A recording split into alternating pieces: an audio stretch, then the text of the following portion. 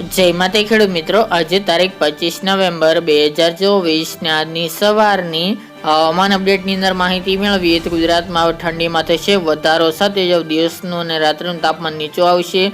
ઉત્તર ભારતના ભાગોની અંદર ભારે હિમવર્ષા થતાં ગુજરાતમાં ઠંડીનો પ્રકોપ જોવા મળી શકે છે, તો તેની સંપૂર્ણ માહિતી મેળવીશું. આ સાથે જ હવામાન ક્યારે બદલાશે તેની પણ અપડેટ મેળવીશું. ચેનલમાં નવા હોય તો ચેનલને સબસ્ક્રાઇબ કરી નાખજો અને વિડીયોને લાઇક આપીને તમામ ખેડૂત ભાઈને શેર કરી દેજો. તો મિત્રો, ખાસ કરીને ગુજરાતની અંદર અત્યારે ઠંડીનું પ્રમાણ ધીરે ધીરે વધી રહ્યું છે. ખાસ તો અત્યારે મજબૂત વેસ્ટર્ન ડિસ્ટર્બન્સ ઉત્તર ભારતના વિસ્તારમાંથી પસાર નથી થઈ રહ્યા, પરંતુ ત્યાં હિમવર્ષા વધુ માત્રામાં જોવા મળી રહી છે, જેના કારણે ત્યાંના ઠંડા પવન ગુજરાત સુધી આવી રહ્યા છે, જેથી ગુજરાતમાં ઠંડીનું પ્રમાણ ધીરે ધીરે વધી રહ્યું છે. અત્યારે ઉત્તરાખંડ હોય, અરુણાચલ પ્રદેશ, જમ્મુ કાશ્મીર, લેહ લદ્દાખ, શ્રીનગર સહિતના ભાગોની અંદર ભારે હિમવર્ષા શરૂ છે, જેના કારણે ગુજરાતમાં ઠંડીનું પ્રમાણ વધી રહ્યું છે.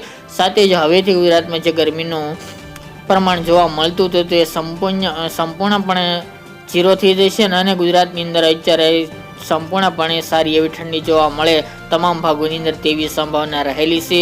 આ અઠવાડિયા દરમિયાન ગુજરાતમાં સારી એવી ઠંડી જોવા મળશે. દિવસ દરમિયાન તાપમાન પણ હવે ધીરે ધીરે ઘણું ઘટી ગયું છે અને નોર્મલ કેટેગરી સુધી પહોંચી ગયું છે. હજુ પણ 2 થી લઈને 3 ડિગ્રીનો ઘટાડો આજથી જોવા મળે તાપમાનમાં બપોર દરમિયાન તેવી સંભાવના રહેલી છે. અને સાથે જ મિત્રો, મજબૂત વેસ્ટર્ન ડિસ્ટર્બન્સ આવશે તો ગુજરાતમાં હજુ પણ કડકડતી ઠંડી જોવા મળે તેવી શક્યતા રહેલી છે. અત્યારે ખાસ કરીને રાત્રિનું નોર્મલ કરતાં નીચું તાપમાન જોવા મળી રહ્યું છે. અત્યારે રાત્રિનું લઘુત્તમ તાપમાન 15 ડિગ્રી આસપાસ ઉત્તરના ભાગો, કચ્છના ભાગોની અંદર જોવા મળશે. તેમજ મધ્ય અને પૂર્વના દાહોદ, ગોધરા, મહીસાગર જેવા ભાગોની અંદર પણ તાપમાન 15-16 ડિગ્રી આસપાસ નોંધાઈ શકે છે. જ્યારે રાજસ્થાન બોર્ડર લાગુ વિસ્તારની અંદર 14-15 ડિગ્રી તાપમાન જોવા મળે તેવું અનુમાન દેખાઈ રહ્યું છે. સૌરાષ્ટ્રના તમામ જિલ્લાઓની અંદર 17 થી લઈને 19 ડિગ્રી તાપમાન રહી શકે છે. દક્ષિણ ગુજરાતની અંદર પણ 18 થી લઈને 20 ડિગ્રી રેન્જમાં તાપમાન રાત્રિનું લઘુત્તમ જોવા મળે તેવી શક્યતા રહેલી છે. જ્યારે બપોર દરમિયાન તાપમાનની મિત્રો વાત કરવામાં આવે તો જે તમામ ભાગોની અંદર અત્યારે 30 ડિગ્રી નીચે તાપમાન પહોંચી ગયું છે. અત્યારે સરેરાશ ઘટાડો થશે એટલે 25 થી લઈને 27ની રેન્જમાં બપોર દરમિયાનનું તાપમાન આવી જાય આગામી 2 દિવસની અંદર તેવી સંભાવના રહેલી છે.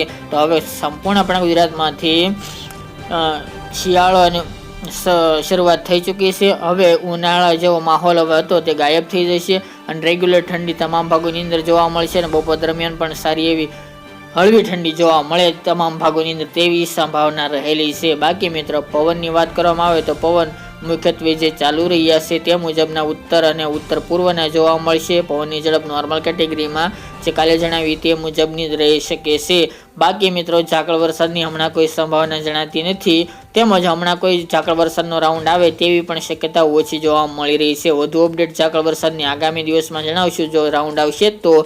બાકી ગુજરાતમાં હમણાં ઝાકળ વરસાદ આવે તેવું હાલ તો જોવા મળતું નથી. સામાન્ય ઝાકળ વરસાદ જે વહેલી સવારે પડતો હોય છે શિયાળા દરમિયાન તે મુજબનો હાલ તો જોવા મળશે તમામ ભાગોની અંદર. બાકી મિત્રો, હવામાનમાં પલટાની વાત કરવામાં આવે તો બંગાળની ખાડીમાં જે સિસ્ટમ બની છે તે ડિપ્રેશન સુધી જઈને આગળ વધશે અને તમિલનાડુ, કેરળ, કર્ણાટક જેવા ભાગોની અંદરમાંથી પસાર થઈને અરબી સમુદ્ર સુધી પહોંચશે. એટલે 30 અથવા તો 1 ડિસેમ્બર આસપાસ તે અરબી સમુદ્રમાં પહોંચશે, જેના કારણે પહેલા સપ્તાહ એટલે કે ડિસેમ્બર મહિનાની 1 થી લઈને 8 તારીખ દરમિયાન ગુજરાતના હવામાનમાં પલટો આવે આ સિસ્ટમને કારણે તેવી સંભાવના રહેલી છે. કારણ કે અમુક લેયરો ગુજરાત સુધી પહોંચશે, જેના કારણે ગુજરાતમાં હવામાનમાં પલટો આવી શકે છે. હવે માવઠું થશે કે નહીં તે સિસ્ટમ ઉપર આધાર રાખશે. વધુ અપડેટ આગામી દિવસમાં સિસ્ટમ ઉપર રહેશે, એટલે વધુ અપડેટ આગામી દિવસમાં જણાવીશું. તો મિત્રો, આ દિવસની વહેલી સવારની અપડેટ. ફરી એક નવા વિડીયો સાથે મળીશું.